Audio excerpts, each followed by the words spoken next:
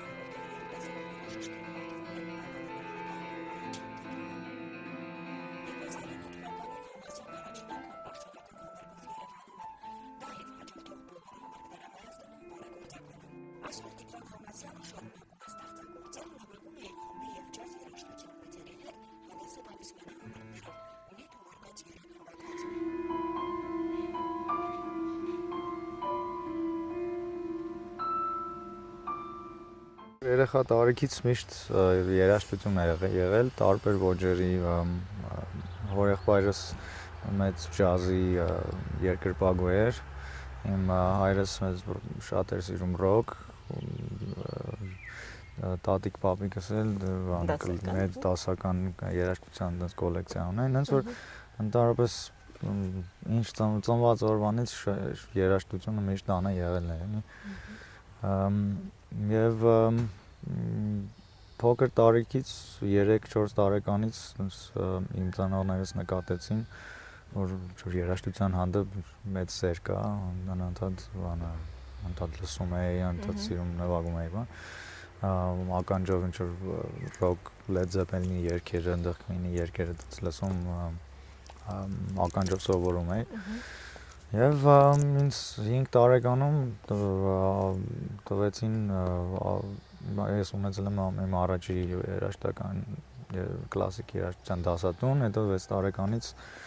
այսպես ինձ դաշնամուրի արդեն երաժշտական դպրոց եմ գնացել։ Տիգրան, աշխարհում դու հայտնի ես որպես ջազ երաժիշտ, բայց նոր խոսում ենք, դու ասացիր, որ քո երաժշտությունը այնքան էլ ջազ չի, իսկ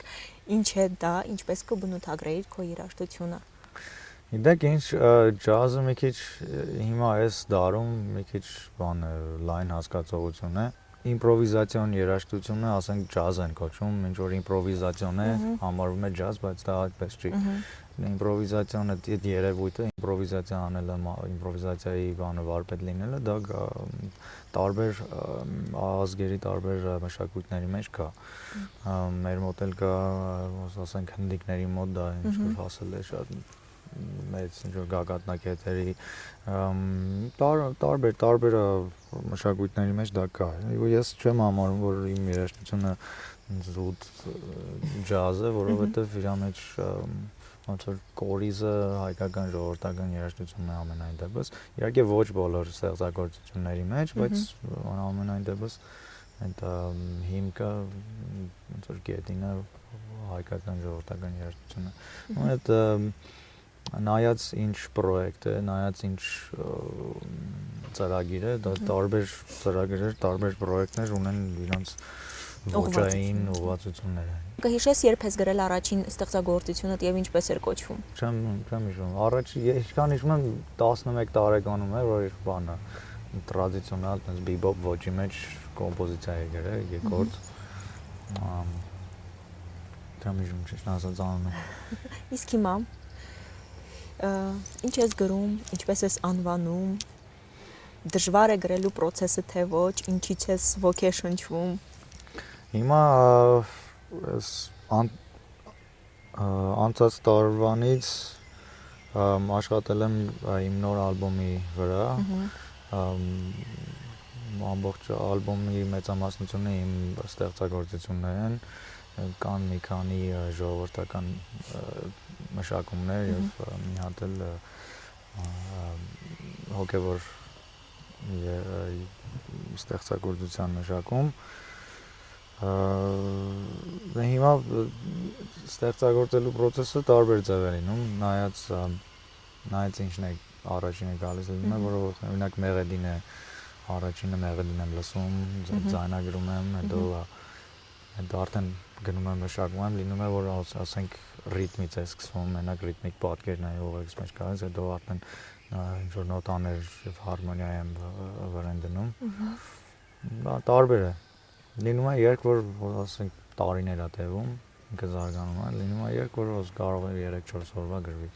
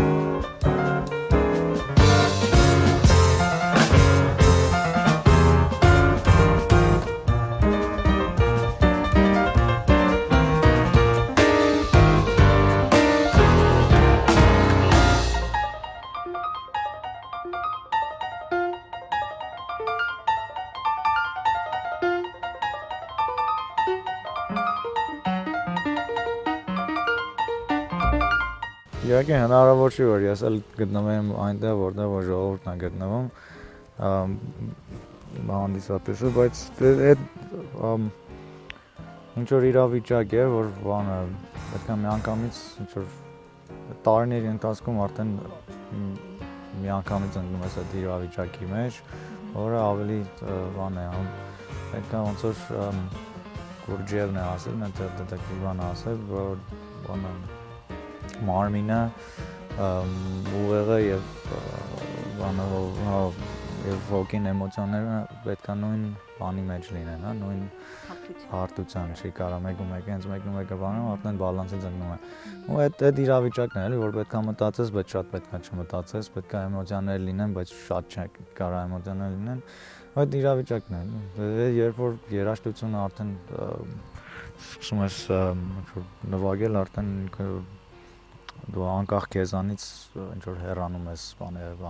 իրականությունից։ Լավ, ինձ միշտ հետաքրքրել է այ երաժիշտը երբ գրում է կամ երբ նվագում է, դա առաջին հերթին իր համար է, թե նրանց համար ովքեր իրեն լսում են, իր հաճույքի համար, իր, չգիտեմ, ինքնահաստատման համար, թե նաև ինչ որ բան ես ուզում տալ, ասել մարդկանց։ Հա, մի քիչ էգոիստ կլինի որ ասեմ, բայց իսկականից եթե դու մեծ հաճույք չես վայելում այն ինչ որ անում ես, ինքը չի կարա բանը ճիշտ եւ հաճույք, այդ իսկական հաճույքը պատճառի դիմացին, հա։ Եթե դու նվագում ես ու ասենք դու այնքան որ պրոստը նվագում ես, քեզ դուր չի գալիս դու ինչ ընդհանրապես ինչ ես անում կյանքում լինի դա երաժշտություն լինի դա ինչ ուզում է լինի կոշկակարներ դա հաճույքով չի անում դա ինքը վարպետ չի էլի ինքը պրոստը այնքան որ այդ կոշիկը պատրվի էլի մի քանի օրից այդ հենց դա լավ շատ շրջագայում ես համերգային շրջագայություններ ունես շատ տարբեր երաժիշտների հետ ես միշտ համագործակցում երևում է որ իմպրովիզացիայի պահը բեմի վրա քեզ շատ գրավում է շատ մրցույթների ես մասնակցում միջազգային եւ այլ փառատոների ինչ են դրանք քեզ տալիս ընդհանրապես այդ շփումները տարբեր ազգի երաժիշտների հետ նրանք ծանոթանում են երևի մեր երաժշտությանը քո մշակումների միջոցով դու նրանց հետո միասին բեմի վրա մի ամբողջական իմպրովիզ ստեղծագործություն է ծնվում ինչ կասեիր այդ ամենի մասին նվագում եմ տարբեր խմբերի հետ մեծամասնությամբ ասենք երաժիշտներ եմ ընտրում որ իմ պրոյեկտներին մասնակցեն ասենք իմ խմբի անդամ լինեն ու այդ ժամանակ իհարկե ես նախ իրանք իհարկե ծանոթանում են իմ երաժշտության հետ, հետո ասենք ամիսների տարիների ընթացքում իրանք արդեն սկսում են ավելի մոտիկից հասկանալ, ավելի զգալ ինչի մասին է, ինչ ասկի ընդհանրապես ժողովրդական երաժշտությունից, բայց իհարկե իրանք չեն նվագում նենց ինչ որ ոնց որ Հայաստանի երաժիշտները, հայկական ժողովրդական երաժշտությունը ամենայն դեպս բացի այս ուրիշ ազգի ներկայացուցիչ չի կարող նենց զգա բայց իրանք էլ ուրիշ բան են բերում ասենք իրանց մոտ ուրիշ մոտեցում է ու դա շատ լավ է որովհետև տարբեր այդ մոտեցումներից ծնվում է ինչ որ մի հատ ավելի հարուստ բան էլի որի կորիզը ասենք հայկական երաժշտությունն է ու իհարկե ես մասնակցում եմ ինչ որ համատեղ բան պրոյեկտների որի մեջ Որ իրար հետ համագործակցում եմ, օրինակ շվեդ երաժիշտ մի հատ բասիստ կա, իրար հետ այնցանք ինքը ինձ հրավիրել է, որ իր CD-ի մեջ նվագեմ ու իրար նվագում ենք մեծամասնությամբ իր երաժշտությունը եւ համել իմ ստեղծագործություններից եւ մի քանի հայկական ժողովրդական երգեր ու դա ավելի ուրիշ ձև է արդեն երաժշտությունը միայն իմը չէ կամ հայկական, արդեն ինչ որ համատեղ բան է, հա Իդեպ Տիգրան ինչ ես լսում ընդհանրապես ինչ երաժշտություն Տարբեր բաներ շատ տարբեր դիքել շատ բաներ թվեմ հա մի քանից հա հետաքրքիր է հա դե նույն այդ Մեշուգա խումբը բանը Ջոն Կոլտրեյն Որ երկրի խումբն է այդ Շվեդիայից են իրանք հա իրանք շվեդ են վիգինգ շվեդներ են անը Մեշուգան է ասենք Սիգյուր Ռոզ խումբը բանը լսում եմ տարբեր ազգերի երաժշտություններ հնդկական կլասիկ երաժշտություն իհարկե բնականաբար հայկական ժողովրդական երաժշտություն սկանդինավյան ֆոլկլոր կլասիկա իհարկե Պրոկոֆիև, Շոստակովիչ, բան Ռավեր, այնտեղ Լիգետի, անտիվի Ստիվ Ռայք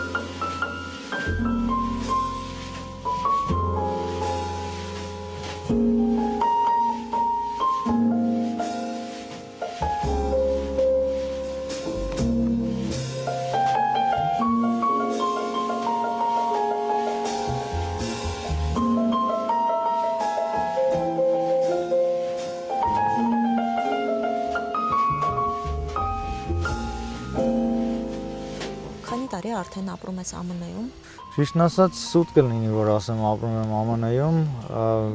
մշտական չի այսինքն։ Հա, ես մշտական, ճիշտն ասած, վերջի 4 տարին ոչ միտեղ կարելի ասել չեմ ապրում։ Արտիստի ճակատագիրն այդպեսին։ Այս տարի ավելի շատ կարամ ասեմ, որ Հայաստանում եմ։ Ասենք դու շատ շրջագայում ես, նաև Հայաստանում ես լինում բարբերաբար, ինչպես ես ընդհանրապես գնահատում հայաստանյան երաժշտական մթնոլորտը, ինչն է լավ այնտեղ, ինչն է պակասում ըստ քեզ։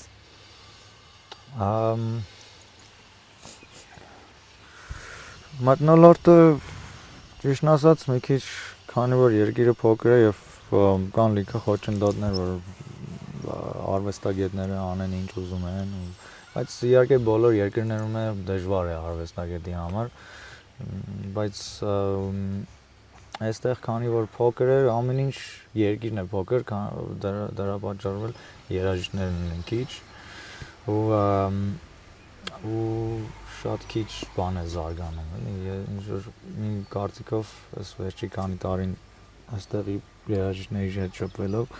ես հասկացել եմ, որ ինֆորմացիայի պակասություն կա այստեղ, ավելի շուտ համ ինֆորմացիայի պակասություն կա, համ էլ սխալ ինֆորմացիա ստանալու բանը, այդ իրավիճակը կա, որ ժողովուրդը այնքան ինֆորմացիա են ստանում, որ իրանք չգիտեն որն է ճիշտը, որն է հիմա ասենք ակտուալ կամ նոր բան, ասենք Նյու Յորքում, ասենք ջազի բնագավառում, ոչ մեկ չգիտի, գաղափար չունեն այն ովքեր են, ասենք երիտասարդ աշխարհահռչակ ջազմերների, հա։ Նույնը ռոքին է վերաբերվում, հա, մինչև հիմա ինչքան կարելի է Deep Purple ու Led Zeppelin լսել, լավ։ Դե դրանք կլասիկան է ռոքի։ Բայց մինչև հիմա ուրիշ բաներ են ծնվել կամ ընդհանրապես շատ բան է կատարվել ռոքի աշխարհում, ցավոք մի քանի հոգի լինեն դրանց մասին։ Կհիշես տպավորիչ ելույթդ եւ ամենաջերմ հանդիսատեսին։ Հատնս չի կարելի ասել ամենաջերմ հանդիսատես, տարբեր տեղեր տարբեր ջերմություններ են եւ տարբեր ընդունելություն։ Այս չկար ինչ որ առանձին։ Իսկ քաղաք ասենք որտեղ շատ կոմֆորտ ու հարազատ ես զգում։ Մի քանի տեղ կա, այդպես օրինակ Փարիզ, Գյումրի, այս Շուշին էլ եմ արդեն ընտալացել, այս վերջի 11 տարվա ընթացքում, Գորիս, օրինակ, Գորիս շատ 4 օր եմ եղել, բայց նույնպես տպավորություն է, որ ոնց է տանը լինեի, իհարկե ժողովուրդից էլ էր ընդեղի։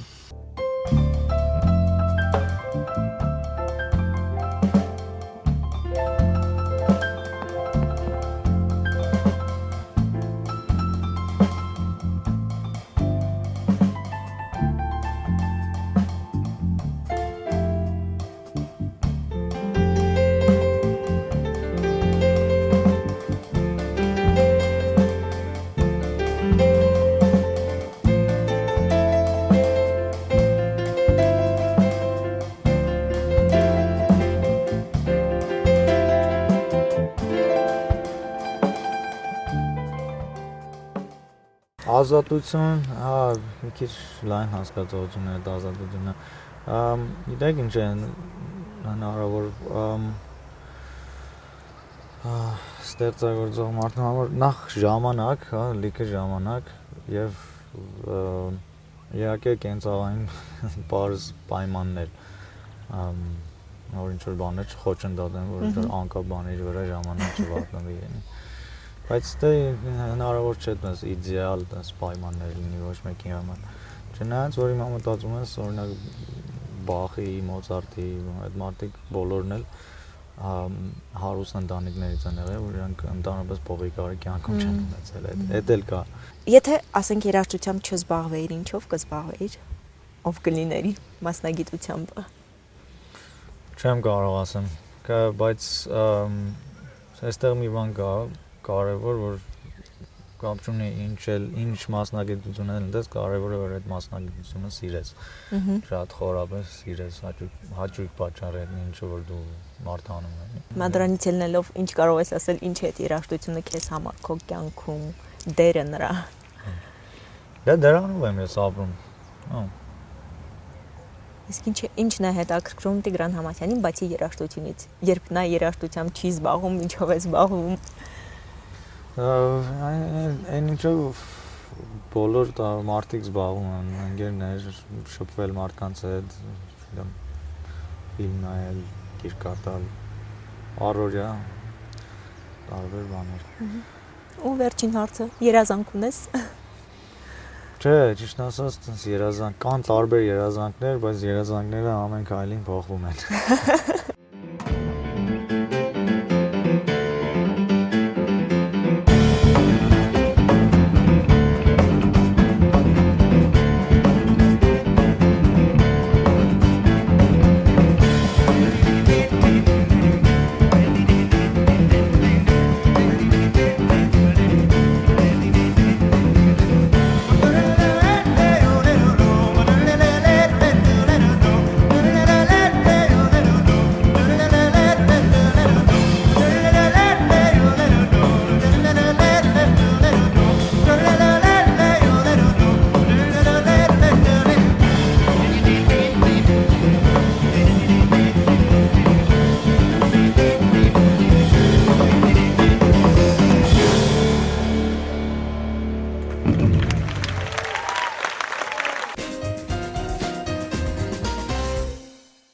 Հայաստանի Հանրապետության նկարիչների միության մի շարք անդամներ վերջերս եկել էին Արցախ սիմպոզիում անցկացնելու նպատակով։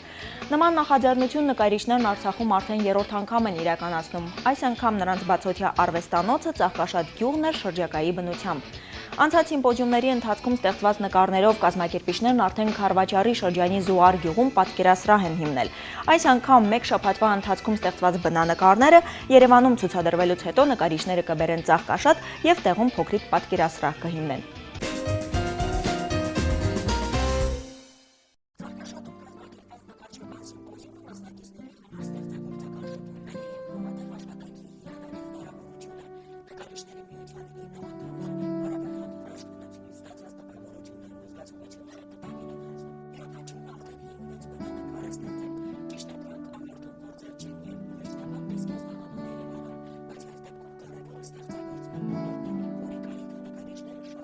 Համարի ամեն տարի գնում ենք միտեղ, Սևան, Դադիվանք, նախանցած տարի Դադիվանքում էինք, Շորժա, նկարիչների ստեղծագործական տունը Շորժայում է, մեկ-մեկ ընդեղ են գնում, ու շատ տեղեր, ընկերներով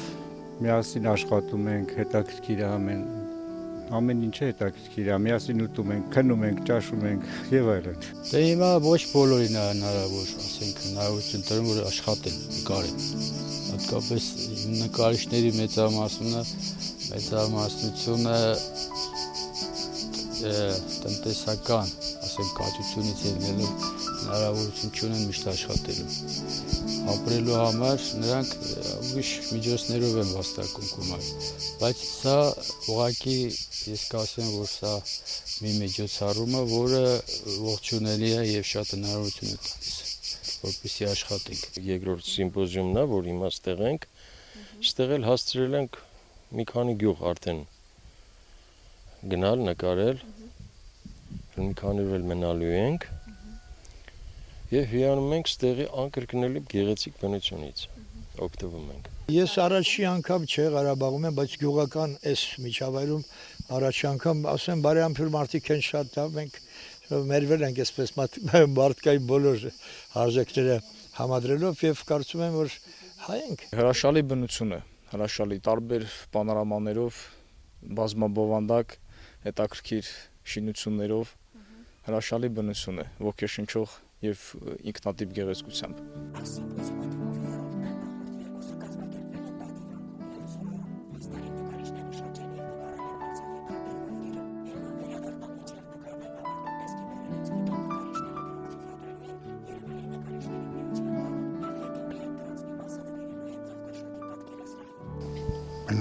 Նկարի ժանրը, որպեսզի նորից վերակենդանանա, մոռացության չենթարկվի, այսպիսի բան են կազմակերպում տարբեր շրջաններ, տարբեր ռայոններ, անգամ դուրս են գալիս Ռուսաստան եւ այլն։ Եվ մենք ձեռնամուխ ենք եղել 2-3 տարի է Արցախում, Քարվաճարում ենք եղել, 10 օր Դադիվանք եւ այլն տեղ ենք աշխատանքներ կատարել եւ որոշեցինք, որ այս տարի այս կողմը կամ պետք է Գանձասար ենք գնացել, պետք է Շուշի գնանք։ 9 հոգով երևի 50-ից ավել նկար են կարել, 5-6 նկար յուրաքանչյուրս, որտեղ առավոտ գիշերը չենք քնում, առավոտը 5-ից կեսից եկել եմ եւ ավարտում եմ մի նկար այսօր ես։ Բնականաբար օրվա երկրորդ կեսին արդեն մի ուրիշ այսպես ռակուրսից կնկարեմ։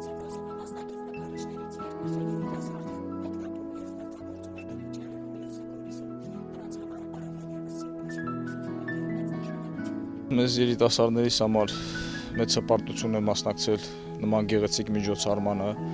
եւ միևնույն ժամանակ բավականին պատասխանատու է մեր ավագ սերնդի արդեն պրոֆեսիոնալ կայացած նկարիչների միջավայրում աշխատելը, մասնակից դառնալ առողջ գեղեցիկ քննադատությանը ու հրաշալի միջոցառման ու շնորհակալությունս հայտնեմ այս հրաշալի միջոցառման կազմակերպիչներին։ Սիմպոզիումը մեր համար շատ կարևորագույն դեր ունի, որովհետեւ պլեներում թե բնությունից, թե վարպետներից սովորելու մենք շատ բան ունենք, որպես երիտասարդ նկարիչներ նայում ենք ամենից ինչ-որ մի բան փախցնում ենք, կոպիտ ասած։ Մոտենում են ձեզ ինչ-որ բան։ Իհարկե, ինչ-որ բանով ցուցումներ են տալիս, որտեղ թե գույների առումով, թե ռիսունքի առումով։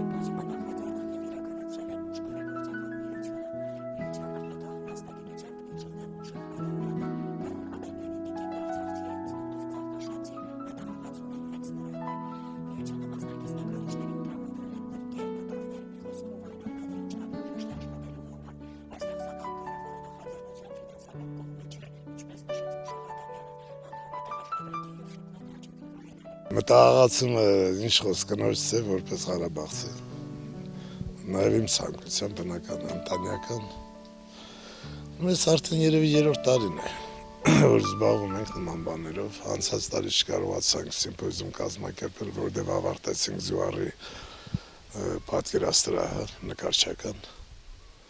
Հենց Զուարում բացեցինք, ելը նորից եկել էին տղաները։ Մի ուզում ենք թանգարանային ինչ-որ շարք լինի, և Զուարում, և ասենք այստեղ ավելի շատ հոգևոր բանի մասին է խոսքը, քան թե ֆինանսի, որտեղ մի դարձել է, չգիտեմ ինչ ֆինանս, գերի ենք ընկել այդ ֆինանսի ձեռը, բայց թե հարկավոր է հոգևորին զարտալ, թե չէ Իսահակյանի ասացի պես մենք քաղցենք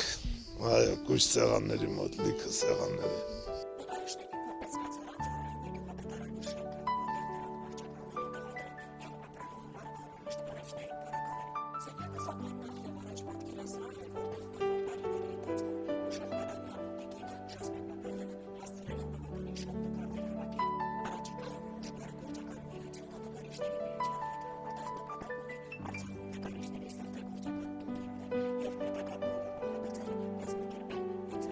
Ուզում եմ Զուարում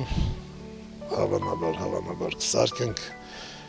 ինչ-որ մի հանգստյան տուն ասեմ, թե ինչպես ասենք Սևանում է, կամ մենք ունենք մի քիչ առաջ ասեցինք բանավոր խոսակցության ժամանակ, որ Փարիզում կա մեր նկարիչների միության տունը, այնտեղ ցանկացողները գնում են, ինչու՞ չէ հանգստանում են, նաև նկարում, ստեղծագործում։ Շորժայում կա, Ծաղկաձորում կա, թող նաև Ղարաբաղում լինի, ինչու՞ ոչ։ Ու լինի բարբերաբար։ Սպառվեց եւ այսօրվա եթերաժամը հանրայինի եթերում մենք կրկին կհանդիպենք մեկ ամիս անց։ Մնացեք խաղաղությամբ, բարի գիշեր։